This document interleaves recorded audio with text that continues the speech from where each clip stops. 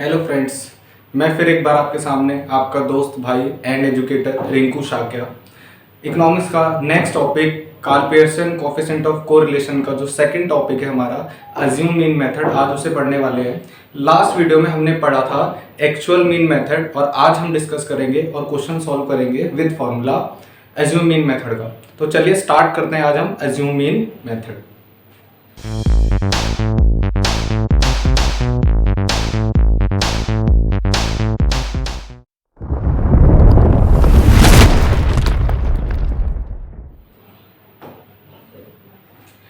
Last video में हमने पढ़ लिया था formula of actual mean method. आज हम करने वाले हैं एज्यूम मीन मेथड। तो चलिए देखते हैं फॉर्मूला, देखते हैं एज्यूम मीन मेथड का। देखिए आपके स्क्रीन पर आ रहा है एज्यूम मीन मेथड का फॉर्मूला। इन टर्म्स से आप पहले भी फेमिलियर हो चुके हैं क्योंकि आपने इन टर्म्स को क्लास 9th 10th में स्टैटिस्टिक के चैप्टर के अंदर पढ़ा है। जैसे कि यहाँ वेरिएबल एक्स और वाई शो हो रहा है स्क्रीन पर, एन शो हो रहा है, एन नंबर ऑफ ऑब्जर्वेशन को डिनोट करता है, एन एक्स और वाई वेरिएबल को शो करता है, और डी डेविएशन को शो करता है जब हम वेरिएबल में से मीन को माइनस करके निकालते हैं। बट अज्यूम मीन मेथड में थोड़ा सा डिफरेंस है, इसको हम आगे पढ़ेंगे। इस फॉर्मूले को आप लोग नोट कर लीजिए, ये फॉर्मूला आपको याद करना होगा अज्यूम मीन मेथड के क्वेश्चन को सॉल्व करने के लिए। तो ना टाइम वेस्ट करते हैं, हम सीधे ही चलते हैं क्वेश्चन के ऊपर। आपकी स्क्रीन पर क्वेश्चन आ रहा है, from the following data calculate Karl Pearson coefficient of correlation. अब क्वेश्चन के अंदर दो वेरिएबल दे रहा है एक्स एंड वाई। अब ये टेबल जो है अभी आपको हॉरिजॉन्टल फॉर्म में दे रखी है, इसको सॉल्व करने के लिए हमें वर्टिकल फॉर्म में कन्वर्ट करना होगा क्योंकि हमें फॉर्मूला के अकॉर्डिंग बहुत सारी चीजों को सॉल्व करना है। आपको दिख रहा होगा हमें dx dy निकालना है, हमें सिग्मा निकालना है, मल्टीप्लिकेशन प्रोडक्ट सॉल्व करना है। तो ऐसा करते हैं, हम इस टेबल को कन्वर्ट करते हैं वर्टिकल फॉर्म में। यहाँ पे वेरिएबल x ले लेते हैं, यहाँ पे वेरिएबल y ले लेते हैं। अब हमें सॉल्व करना है। x है हमारा 10, 12, 18, 16, 15, 19, 18, 17। क्रॉस चेक करते हैं 10, 12, 18, 16, 15, 19, 18, 17। वेरिएबल y भी नोट कर लेते हैं 30, 35, 45, 44, 42, 48, 47, 46। अब क्वेश्चन में हमें किस किस चीज की नीड है, फॉर्मूले को देख के पता करते हैं। देखिए फॉर्मूले हमें सबसे पहले दिख रहा है, हमें किसकी जरूरत पड़ने वाली है, dx की जरूरत पड़ने वाली है। तो dx कैसे निकलता है फ्रेंड्स, dx निकालने का जो फॉर्मूला है वो होता है, आपको अगर अभी मैंने पिछले स्क्रीन में आपको दिखाया था, अगर आपने ध्यान दिया हो तो ध्यान से दोबारा देख लेते हैं एक बार। देखिए dx निकालने का formula x minus a, x जो क्वेश्चन के अंदर वेरिएबल गिवन होगा वो, और a है हमारा अज्यूम मीन। क्या है, अज्यूम मीन। सिमिलर dy निकालने के लिए भी y हमारा वेरिएबल है और जो a है हमारा वो है अज्यूम मीन। बच्चों का सवाल ये रहता है कि अगर एक्चुअल मीन मेथड से क्वेश्चन सॉल्व हो सकता है तो फिर हमें एज्यूम मीन मेथड को क्यों यूज करना पड़ता है। एज्यूम मीन मेथड हम जब यूज करते हैं जब हम एक्चुअल मीन मेथड से क्वेश्चन को सॉल्व करते हैं और अगर हमारा मीन डेसिमल फॉर्म में आ जाता है। If r mean in decimal form, then we use assume mean method।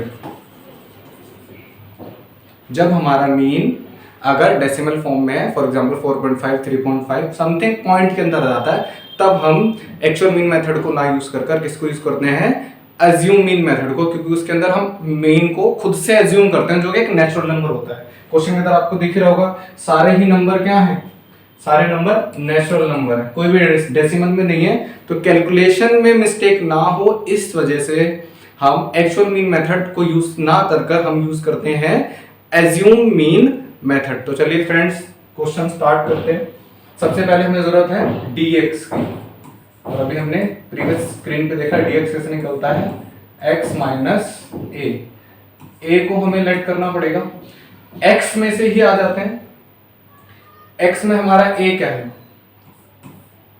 Capital है आपका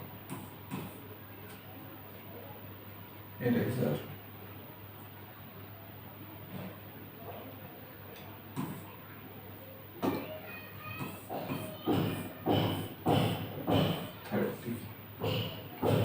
ए को हमें इस वेरिएबल जो x है उसमें से एज्यूम करना होगा। मोस्टली क्या होता है, मोस्टली केसेस में लोग बीच वाली टर्म को लेट करते हैं, लेकिन ऐसा कहीं भी कंफर्म नहीं है, ना ही लिखा हुआ है कि आपको सिर्फ बीच वाली टर्म को ही लेना है एज्यूम मीन। आप कोई भी टर्म को एज्यूम मीन ले सकते हैं, बट बीच वाली टर्म को अगर हम एज्यूम मीन लेते हैं तो सॉल्व करने में आसानी होती है। इसी रीजन से हम वेरिएबल्स में से बीच वाली टर्म को एज्यूम मीन लेट करते हैं। चलिए हम देखते हैं हमारे पास कितनी टर्म है, 1 2 3 4 5 6 7 8 है। तो हमें ऊपर से 4 और नीचे से 4, हमें दो टर्म में से किसी एक टर्म को लेट करना पड़ेगा एज्यूम मीन। तो हम क्या करते हैं, हम a को एज्यूम मीन लेट कर लेते हैं। क्या करते हैं, a को एज्यूम मीन लेट कर लेते हैं। यहाँ लिख देते हैं, अच्छे से क्लियर दिखाई देगा, और यहाँ पे भी नोट कर लेते हैं। ये हमारा क्या होगा 16। अब हमें क्या करना है, x माइनस a, यानी कि x जितने भी वेरिएबल हैं उनमें से 16 को माइनस करना है। तो 10 माइनस 16 क्या होगा, माइनस का 6। 12 माइनस 16 करेंगे आप, माइनस का 4। 18 में 16 माइनस करेंगे, प्लस का 2। 16 में 16 माइनस करेंगे 0। 15 में से अगर 16 माइनस करते हो माइनस का 1। 19 में से 16 माइनस करते हैं आप तो प्लस का 3। 18 में से 16 माइनस करते हैं तो प्लस का 2, और 17 से 16 माइनस करते हैं आपका आंसर आएगा 1। हमने dx फाइंड कर लिया फ्रेंड्स। अब हमें किसकी जरूरत है क्वेश्चन के अंदर, क्वेश्चन के अंदर हमें जरूरत है dy। चलिए dy निकालते हैं, यहां पे लिख लेते हैं इरेजर, इसको थोड़ा क्लीन कर देते हैं। हमें जरूरत है पेन, हमें जरूरत है dy की। dy कैसे निकलेगा फ्रेंड्स, y माइनस a। अब यहाँ पे y में से हमें a लेट करना होगा। यहाँ पे भी आपको दिख रहा है 8 टर्म है, तो हमने जब फोर्थ वाले को x में लेट किया है तो y में भी फोर्थ वाली टर्म को लेट कर लेते हैं, क्वेश्चन को सॉल्व करने में आसानी रहेगी। चलिए इसको भी लेट करते हैं एज्यूम मीन। तो यहाँ पे हमारा a कितना हो गया, हमारा a हो गया 44। अब माइनस करते हैं, देखिए फ्रेंड्स 30 माइनस 44 क्या होगा, माइनस का 14। 35 माइनस 44, 35 में से 44 माइनस करना तो आ गया आपका माइनस का 9। 45 में से 44 करेंगे आपका 1। 41 में से 44 माइनस किया 0। 42 में से 44 माइनस का 2। 48 में से 44 प्लस का 4। 47 माइनस 44 3। 46 माइनस 44 2।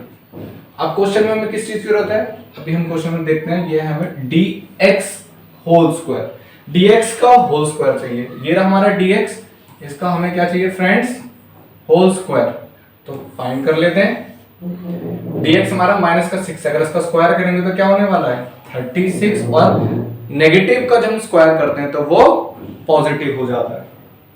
4 का स्क्वायर करेंगे कितना आने वाला है फ्रेंड्स 16। 2 का स्क्वायर करेंगे तो 4। 0 का स्क्वायर 0। 1 माइनस 1 का स्क्वायर 1। 3 का स्क्वायर 9। 2 का स्क्वायर 4 और 1 का स्क्वायर 1। अब नेक्स्ट स्टेप पे चलते हैं। नेक्स्ट स्टेप में हमें क्वेश्चन में दिखाई दे रहा है हमें जरूरत है dy स्क्वायर की। तो dy हमारे पास है, ऑलरेडी गिवन है। हम इसका स्क्वायर कर लेते हैं, इसका कर देते हैं स्क्वायर। देखिए dy ये 14 का स्क्वायर करेंगे 196 आने वाला है। 9 का करेंगे 81। 1 का करेंगे 1। 0 का करेंगे 0। 2 का करेंगे 4। 4 का करेंगे 16। 3 का करेंगे 9 और 2 का करेंगे 4। क्वेश्चन में अभी और किसी चीज की जरूरत है, जी हाँ। अब देखिए बट हमें dx और dy के प्रोडक्ट की जरूरत है, तो कर लेते हैं यहाँ पे dx और dy, इसका प्रोडक्ट कर लेते हैं। देखिए फ्रेंड्स, ये रहा dx और ये रहा आपका dy, इनका प्रोडक्ट करते हैं। 14 6 जा 84 माइनस माइनस प्लस, 4 9 जा 36 माइनस माइनस प्लस हो जाएगा, 2 1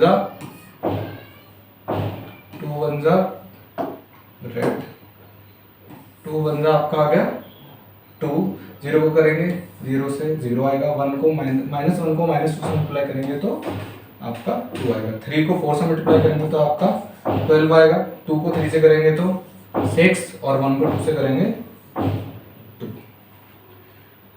आई होप आपको कैलकुलेशन बहुत अच्छे से समझ में आई होगी, क्योंकि मैंने बहुत स्लोली कैलकुलेशन की है, आपको एक एक टर्म बहुत क्लियरली समझ में आई होगी।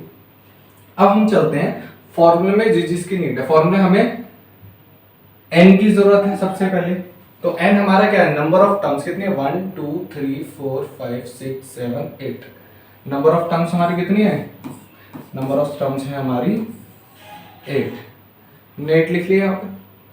अब हमें किसकी जरूरत है, सिग्मा dx dy, ये रहा dx dy, इसका हमें क्या चाहिए, समेशन चाहिए, हमें इसका चाहिए समेशन सिग्मा dx dy। अब इसका सम करेंगे हम, तो हमें इसका सम कितना मिलने वाला है, हमें इसका सम मिलने वाला है फ्रेंड्स 144। फिर हमें किसकी जरूरत है, हमें जरूरत है सम dx की, सम dx का सम अगर हम करें, समेशन ऑफ dx, अगर आप इसको सॉल्व करो तो आपका आंसर आने वाला है -3। फिर जरूरत है समेशन ऑफ dy, अगर हम इसका सम करें फ्रेंड्स तो हमें आंसर मिलने वाला है -15। फिर हमें किसकी जरूरत पड़ रही है, dx का सम की जरूरत है, यानी कि ऑलमोस्ट सबके सम की हमें जरूरत पड़ेगी। तो इसका सम करेंगे अगर फ्रेंड्स, तो हमें सम करके कितना आने वाला है, इसका सम आने वाला है आपका 71, और सिग्मा dy का अगर आप सम करेंगे तो आपका सम कितना आने वाला है 196, 281 81, तो आप इसको करने वाले हैं तो आपका सम आएगा 311। Understood my friends. अब हमें इन वैल्यूज की जरूरत पड़ने वाली है, तो आप क्या करते हैं, इन वैल्यूज को नेक्स्ट स्क्रीन पे लिख लेते हैं, क्योंकि यहाँ पे कैलकुलेशन करने का स्पेस कम है। पहले फॉर्मूला लिख लेते हैं, फॉर्मूले के अंदर हमें क्या क्या चाहिए, n डॉट सिग्मा dx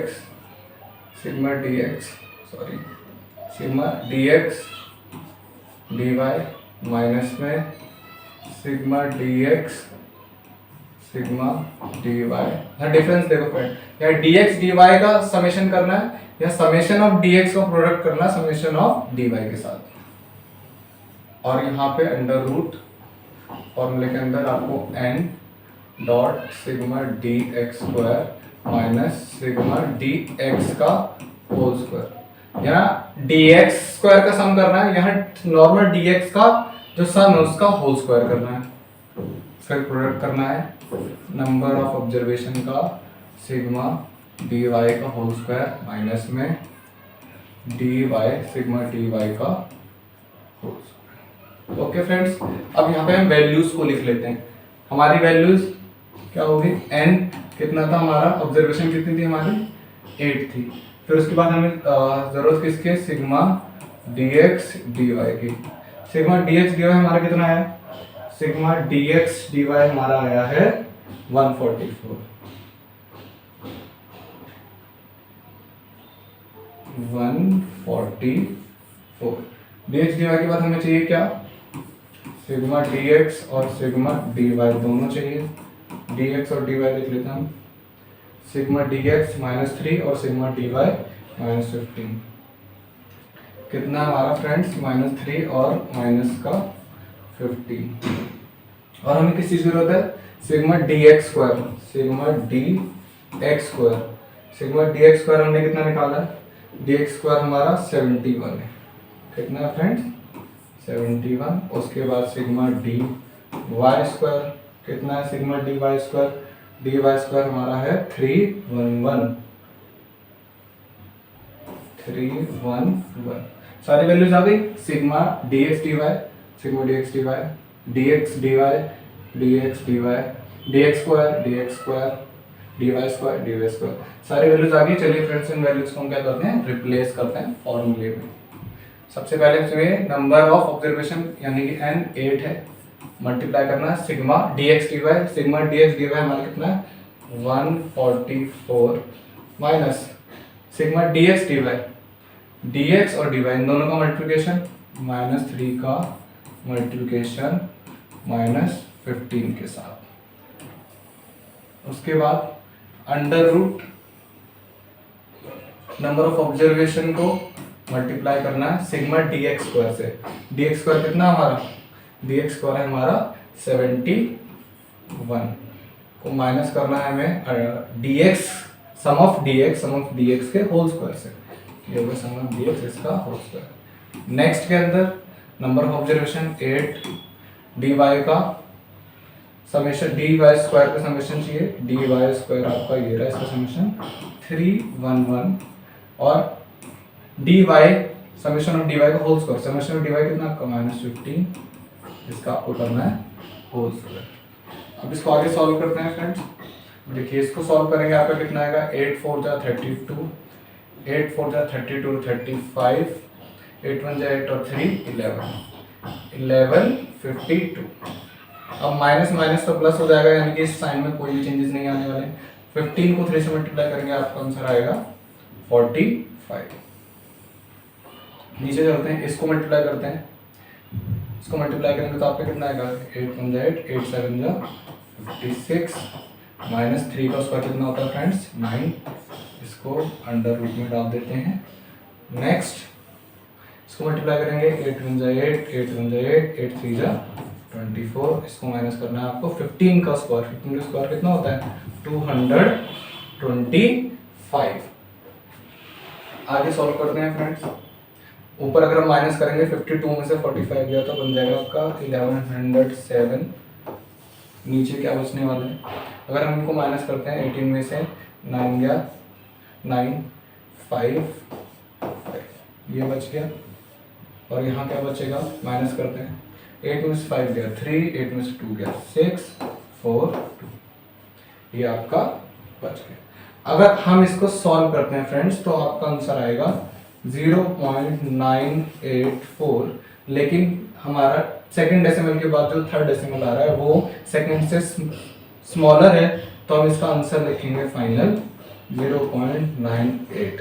तो हमारा आंसर क्या निकल के आया फ्रेंड्स 0.98। अब ये 0.98 है कैसा कोरिलेशन है, हमने पिछली वीडियोस में पढ़ा है कि कोरिलेशन के टाइप होते हैं अकॉर्डिंग टू नंबर, हमने इसको सेपरेट किया हुआ है। अभी 0.98 आ रहा है तो ये कैसा कोरिलेशन है, तो चलिए एक बार दोबारा रिव्यू कर लेते हैं हम।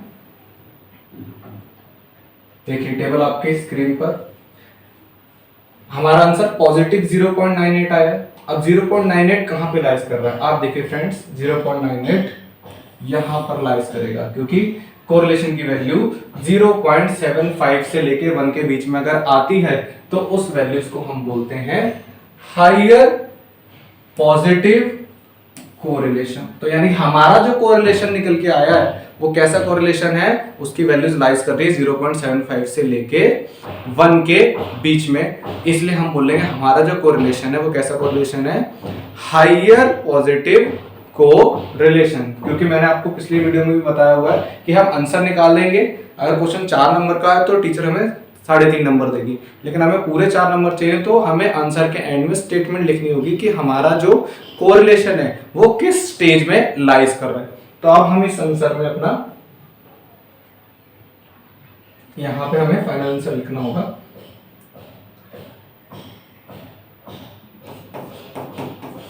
Higher positive